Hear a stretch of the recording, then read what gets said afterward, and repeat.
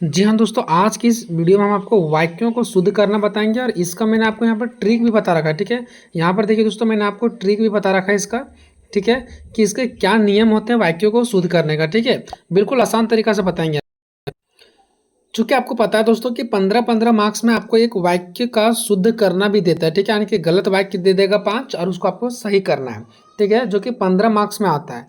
ठीक है, जैसे कि अगर मैं आपको पेपर में दिखाऊं कि किस प्रकार से क्वेश्चन पूछे जाते हैं, तो ये सारे जितने भी अभी तक प्रीवियस ईयर पेपर हुए हैं सभी पेपर मेरे पास है। ठीक है, और उसमें किस टाइप का वाक्यों का शुद्ध करना पूछा गया वो मैं आपको दिखाता हूँ। देखिए यहाँ पर क्या लिखा है, निम्नलिखित वाक्यों को शुद्ध करें।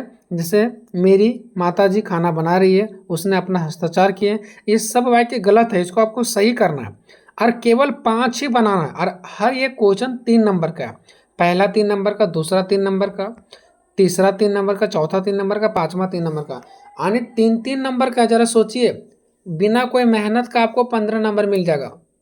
5 मिनट में सारा कंप्लीट हो जाएगा ये। ठीक है, और आपको 15 मार्क्स मिल जाएगा। और भी मैं आपके आगे दिखाता हूँ दोस्तों। ठीक है, जो इस प्रकार से पूछे गए हैं। देखिए वाक्यों को शुद्ध करना है ना, यहाँ पे वाक्यों को शुद्ध करें। राजा रानी आई थी, कृष्णा के अनेक नाम, मैं तुम और वह आएंगे, ये सब है ना। तो इस तरह से यहाँ पर पूछा जाता है आपके एग्जाम में शुद्ध करने वाला। तो इसका मैं आपको बताऊंगा और ट्रिक भी बताऊंगा। सबसे पहले दोस्तों, जो प्रीवियस ईयर यानी पिछले साल के पेपर में जो जो क्वेश्चन आए थे वाक्यों को शुद्ध करने के लिए, सबसे पहले उसको हम शुद्ध करके बताएंगे। उसके बाद इसका मैं ट्रिक्स बताऊंगा। ठीक है, देखिए, और यहाँ से भी आपको समझना है जो मैं वाक्यों को शुद्ध कर रहा हूँ, क्योंकि यहाँ से भी ना आपको बहुत ही अच्छा सीख मिलेगा। देखिए, मेरी माता जी खाना बना रही है। ठीक है, तो ये गलत है। इसका राइट आंसर होगा कि मेरी माता जी खाना बना रही हैं। अब यहाँ पर एक मिस्टेक ये देख पा रहे होंगे दोस्तों आप, कि यहाँ पर ऊपर में बिंदु नहीं लगा है। ठीक है ना, जबकि यहाँ पर आपको क्या करना है, बिंदु लगाना है। ठीक है,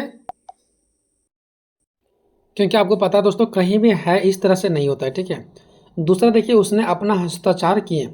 तो इसका राइट आंसर होगा दोस्तों कि उसने अपना हस्ताक्षर किए। देखिए यहाँ पर किया है।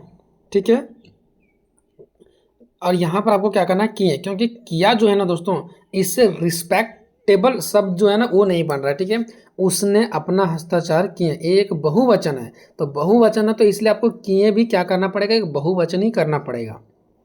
आगे देखिए दोस्तों, तुम कहाँ से आए हो। ठीक है, तुम कहाँ से आए हो। तो यहाँ पर देखिए, तुम कहाँ से आए हो, ये हमको क्वेश्चन पूछ रहा है कि तुम कहाँ से आए हो। और जब भी ऐसा कहीं पूछते हैं कहाँ से आए हो, कब खाए हो, क्या कर रहे हो, तो ऐसा के लिए हम लोग ऐसा क्वेश्चन मार्क देते हैं।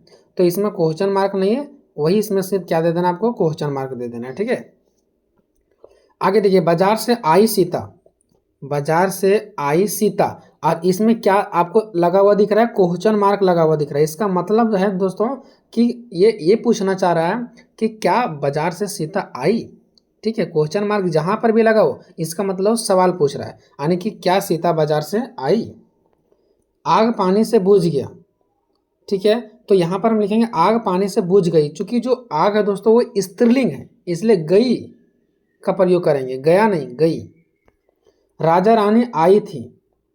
तो यहाँ पर देखिए दोस्तों, दो यहाँ पर है, दो लिंग है, एक राजा है एक रानी है। और जब एक या एक से अधिक लिंग होते हैं ना, तो उसमें हम लोग आई थी नहीं, आए थे रिस्पेक्टेबल तरीका से यूज करते हैं, बहुवचन के रूप में। ठीक है, नेक्स्ट है, कृष्ण के अनेक नाम हैं, सॉरी अनेकों नाम हैं।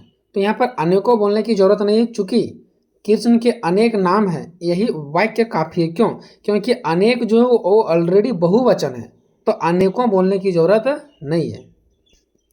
मैं तुम और वह जाएगा।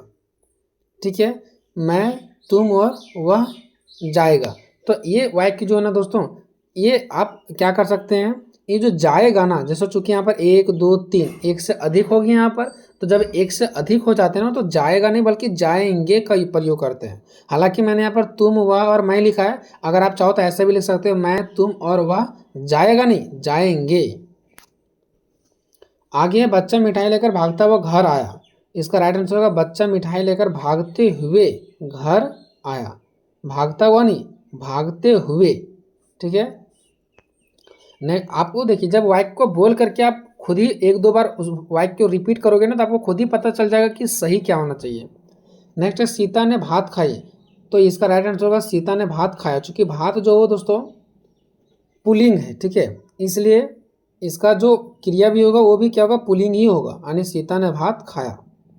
अब इसका कुछ नियम को हम लोग देखते हैं दोस्तों, ठीक है, जिसके नियम के आधार पर और भी अन्य क्वेश्चन आपके बनेंगे। जैसे अगर कहीं अनेक है ना और अनेकों का नियम, ये देखते हैं कि अनेक और अनेकों का क्या नियम है, ठीक है। जैसे देखिए वहाँ अनेकों लोग थे, तो अनेकों बोलने की जरूरत नहीं है, वो सीधे बोलेंगे वहाँ अनेक लोग थे। चूंकि अनेकों जो है ना दोस्तों इसका मतलब होता है बहुत सारे लोग, और अनेक मतलब ही होता है बहुत सारे लोग, लेकिन अनेकों लिखने की कोई जरूरत नहीं है, अनेक ही अपने आप में शुद्ध वाक्य है, ठीक है। तो कहीं भी बहुत सारे व्यक्ति का बात हो तो अनेक लिखना है, अनेकों नहीं लिखना है, ठीक है।